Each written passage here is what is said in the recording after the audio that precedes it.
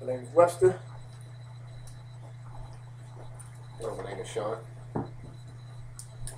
I'm Debbie. And I'm Mike. Hello, I'm Daniel Rogers, and I'm going to be presenting my persuasive speech on not drinking and driving. A quote I found from the Bible is, "As the Lord said, wine, both old and new, is robbing my people of their senses."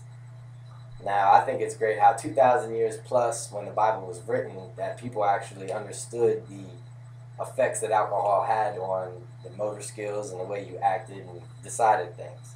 But unfortunately, it's a shame that we've come so far and we still haven't learned anything at all.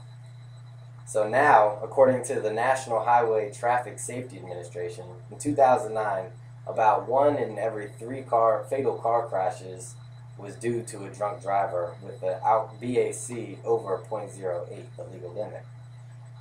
And in 2010, there was already over 200 deaths due to drunk driving in the first week. So what the real problem I'm finding with this is the lack of education for alcohol and the effects that it actually has on the body and mind, and a lack of understanding on BAC and what that really is and what that does. The BAC is the concentration of alcohol in a person's blood, and according to the National Standard Research Collaboration, alcohol is metabolized a lot slower than it is absorbed. Now what that means is you can consume alcohol at a fast rate and you'll feel the effects almost instantly from anywhere from 5 to 10 minutes. But it takes hours to just digest a small amount of this alcohol in your system and metabolize. It takes a long time. Now, according to the National Highway Traffic Safety Administration, the impairment begins to occur as low as .03 BAC. Now, to give you an idea of the different levels of intoxication for BAC, from .01 to .06 BAC, which is still under the legal limit, individuals typically have impairment, judgment, coordination, concentration, and alertness. And from .07 to .1 BAC, individuals typically experience blurred vision, slurred speech, impaired reasoning, depth perception, reactions, peripheral vision, and glare recovery. Now, each one of these are key factors in when you're driving. The first things that go, impaired judgment, coordination, and concentration, are the main things that you need while driving. But then furthermore, you lose your depth perception, reflexes, peripheral vision, and glare recovery, which are also very important while driving. Now, further up the BAC line, from here on, it gets worse, just with added mood swings, decreased motor control, and impaired reaction times and impaired comprehension. That just further sends you into not being able to function properly to maneuver a vehicle. Now, the biggest problem besides actually getting behind the wheel and driving a vehicle drunk are the myths about sobering up. Now, these are all myths because the body, there's nothing that can be done that speeds up the metabolism of alcohol within the body. Sleeping it off, taking cold showers, drinking coffee, or a lot of water are all methods that don't increase or decrease the BAC, the blood alcohol level, because it's in your blood. You can't change that, even with sleep. It takes a lot of hours to do that. So now, to solve this major problem, there's a couple easy fixes that we need to try to push for. We need a better educational system in the schools to teach that alcohol, the effects that it has on your mind and your body, and even long-term effects.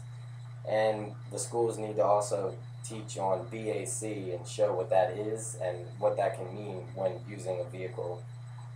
Now, when you're out and you're having a good time and everybody's drinking and everything, you should always be prepared with a designated driver. But if you're not prepared with a designated driver, you should be easily able to call a cab, call a driving service, or a sober friend, because it's always better to spend a couple bucks rather than thousands on all the other headaches like courts and damage repairs and even a life. You can't pay for that. If possible, try to crash and spend the night over a friend's house, and that way you can try to sleep it off and take some extended time to sober up. I know it takes a lot longer, but It's better than actually going out and really crashing into a tree or anything that way. Now, what I want all of you to really visualize is that in doing this, you're saving lives. You're saving your life, and you're saving other people's lives by not getting on the road, drinking and driving. When one person dies from a drunk driving accident, not just that victim is affected, that victim's family and friends are affected, and your family and friends are all affected. And also, you have to live with the fact that you decided to make that choice and go out driving when you knew you shouldn't. Now, all of this could have easily been avoided if you just listen to my actions I'm trying to tell you right now. You've all been told before, but we really need to try our best. Don't drink and drive. Do anything you can just not to drink and drive. Don't let others drink and drive. If you see them drinking and you know they're going to be driving, try to cut them off. Don't give them as much drinks. Just don't let them do it. Try to talk them out of it. And try to promote safety and responsibility and responsible actions to your friends, because you would do the same thing for your coworkers, family, and loved ones. So still try to promote, responsible actions. You don't want to see them hurt or hurt anybody else. You don't want to see them going through this hard time. And now I'm supposed to be giving you guys a rebuttal and say, what's the problem with drunk driving? What's the issues that I can find against it? I can't find any issues against drunk driving. It's irresponsible and it's a stupid thing to do. Nobody has the excuse that you had to drive while drunk. Not even in case of emergency, because what good are you to your friends or family if you're hurt, if you kill someone, or if you're arrested? So that was my speech on not drinking and driving. I hope all of you learned a little something, and I hope we all try to refrain from that action. I know sometimes it's hard, but we really cannot be doing that for our safety, for everybody else we know's safety, and that's pretty much it. If we have any questions, you can come to the stage, podium. Mike again, and I have a question. Do you know if there's any in-play laws for bars to call sober ride or anything like that for people that have been overserved? That is a very good question. Now, I haven't actually done a lot of research on that, but I do know that bars are allowed to stop serving somebody if they are getting over too much and stuff, but I've never heard of the requirement that they have to call a taxi or another driving service to come pick you up, even though it should be a law, because that's a great question. I'll have to research and get back to you on that one. Any other questions, anyone? No?